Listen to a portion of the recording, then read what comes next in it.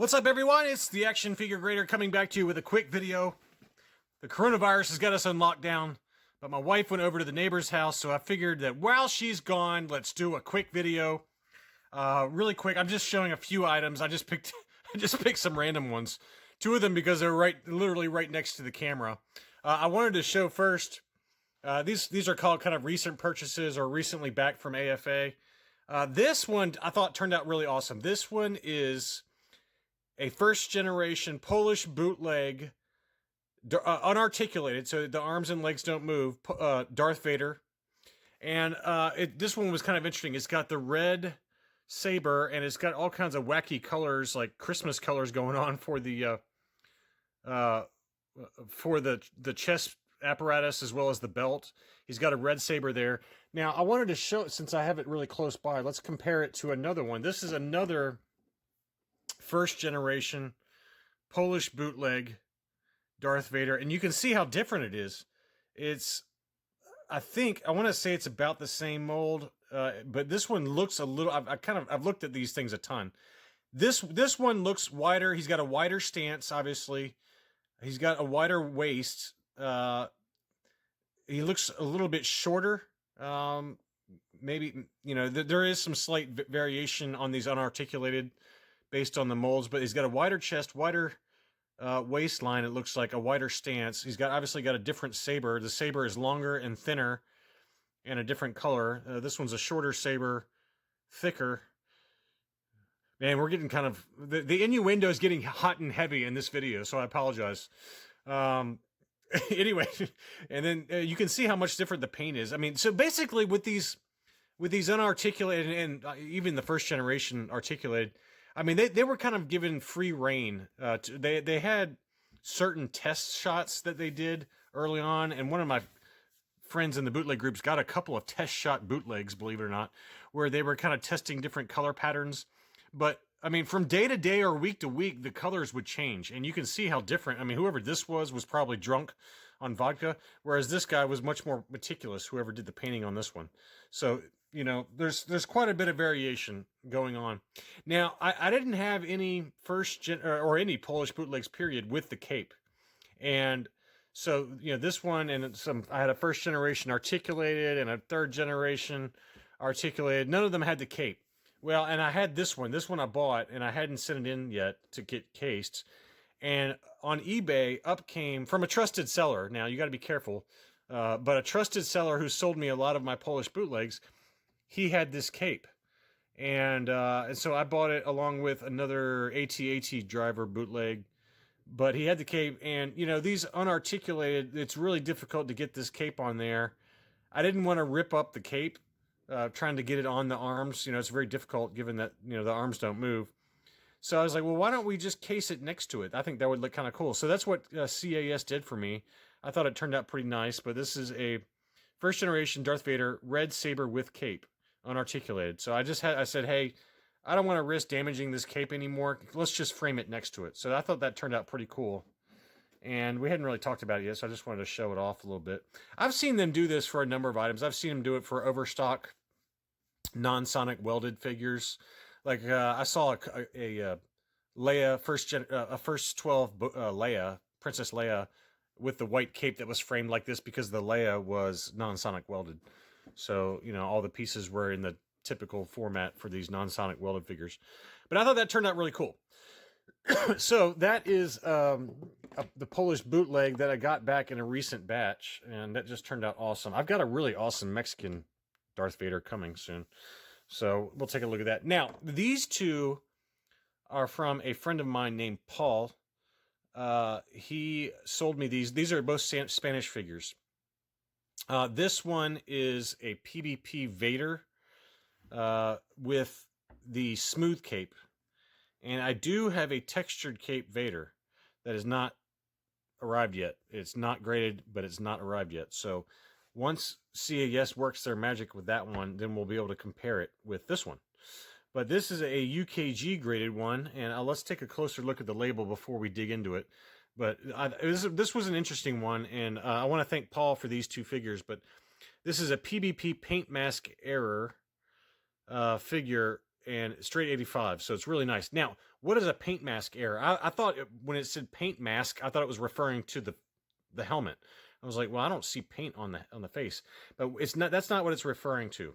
The paint, when they say paint mask, they're talking about the manufacturing process, the process of putting the mask layer of paint wherever paint is involved. Well, where is paint typically needed? And that's right on the chest piece. And when they say a masking error, you can see where the error is. So the white stripes and the red stripes were off. You can see it's. I hope this is being explained properly, but you can see where the paint was was too low. The white stripe for the paint was below where it should have been on the apparatus. So hopefully that makes sense when you're taking a look at it from that perspective. But essentially they just painted. The paint process started too low, so the whites and the red stripes are basically off where they're supposed to be. So hopefully that makes sense. But basically, it's just a small error in the manufacturing process. And look, these are PBP figures. They're Spanish made. Spanish figures are known for poor paint or incorrect paint. He's otherwise just an absolutely immaculate figure. He's got the orange-ish saber that PBP figures are known for. Now it's got the smooth cape, as you can see. It doesn't have any texture to it. There's 3 different PBP Vader capes. There's a smooth cape on both sides. There's a textured cape with a smooth interior, and then there's a textured exterior cape with a textured interior. I think the one I have coming is a textured cape exterior with a smooth on the inside, but I cannot remember now, and it's been like a month. But it is coming at some point. COVID has slowed down shipments from everywhere, but especially Spain, which is where I bought it from. But eventually, once one of the, I don't know who I'm going to send it to yet. I guess whoever's working. But I'm going to send in that textured cape Vader for comparison. So that gives you an idea of what it looks like. And so this is the smooth cape, smooth interior. But I think I do have a textured cape with a smooth interior coming. I just can't remember for sure. But anyway, that turned out really nice. That's a nice figure. But it's got a small paint error, so they did label that, which, again, I love UKG. They know how to label things properly. And then this is another one I got from Paul. This is a 21B Poch, so early Spanish Poch figure. Obviously the Pochs have the Hong Kong date stamps, but they were made in Spain. The easiest way to tell whether a figure is made in Spain, if it's the 21B or the IG88, is to look for the weld piece on the crotch area. There is a small piece right there that looks like a wee-wee. And so that is what to look for. In addition to the date stamps, I mean, you want to check the date stamps to make sure, or the trademarks and all that to make sure that's correct. But if you look right there, you can see that little nub there. That's the clear indication that this is a Poch, early Spanish Poch figure. And it's most noticeable. I mean, there's several figures that have it. I know Han Solo Pochs can have it. 21B, IG88. I've even seen them on Leia Hoths. A few other figures off the top of my head. I'm going off the top of my head, but this is a clear indication that this is a early Spanish figure, Poch, pre-merger with PBP, the factory, PBP factory. So that's what this is. Now, there was not a PBP only variant of 21B. It's really just the Poch, and there's several figures like that. But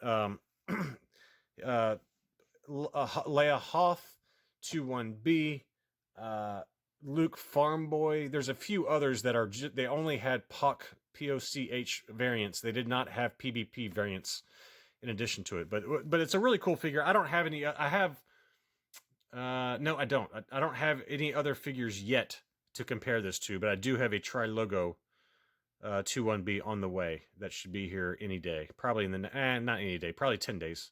But I've got a Tri-Logo that we can compare it to at some point if you'd like to. But, the paints on Poch figures are very tough to get. I mean, I've kind of given up trying to get 85s on Pochs. It's just so difficult to do because the paint in general on them are so poorly applied anyway that to try and find an 85 grade Poch 21B. It's a next to impossible task. I think I've seen one in 5 years. So this one was an 80. It's got an 80 figure score, 80 paint score, and Paul gave me just a ridiculously low price on it, so I could not say no to that. And I want to thank him again for that one. And he also did get me or sell me. He didn't give them to me, but you know, he might as well give them to me. Somehow how low the price was. A Han Solo PBP that I did not pull down, and we'll save that one because I've got a Poch Han Solo, hopefully coming back soon from the graders within the next month and a half or so. If they grade it, if they label it correctly, it should be I know it is a Poch Han Solo first 12. So what we'll do is when I get that in, we'll compare that to the PBP. So I do have a PBP 85 Han Solo. I can't remember if I bought that from Paul or not, but I know I got these two from him. And they're both beautiful figures. But I was excited to get a PBP Vader. And I did get, like I said, I did get a really good deal on a textured cape Vader, which is the more desirable of the two Vader PBPs, the textured cape. So, but anyway, while I had some privacy and peace and quiet, I thought that we'd just do a quick video. But these are the three figures that I talked about. We got the PBP Vader with the smooth cape. We've got the recent unarticulated Polish bootleg first generation Vader with the cape in the frame, and then we got the Poch 21B.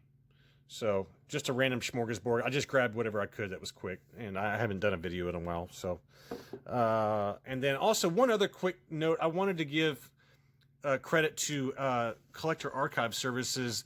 They have followed suit just like AFA did, and they are making intubation tube insertion shields for doctors, anesthesiologists, and they've actually perfected it. Like, they've improved on the design based on discussions. They've actually added some curves around one of the sides so the shoulders of the patient will fit better, and they've added some extra holes just for easier access. But they are also manufacturing those and distributing them to area hospitals for free. So they have followed AFA's lead, as well as a number of other kind of acrylic manufacturers. And I'm going to include some photos at the end of this just so you can see the improved design, versus if you look at my last video, you can see what AFA's design. But, you know, Collector Archive Services, of course, you know, that's just what I think that they have whatever they use in terms of acrylic manufacturing. It must be really high tech because they're able to kind of make modifications really quickly. And so that's why they were probably able to kind of add some curves and other kind of like little nice touches to make it more comfortable for the patient. But, you know, based on their you know, custom pieces that you guys have seen that they've done for me, they clearly have some pretty sophisticated equipment for doing what they're doing. So anyway, long and the short of it is, I will put some photos of their improved design so you can go back and check out the AFA video and compare the two of them. So that's all I got. Thanks for watching. Talk to you soon.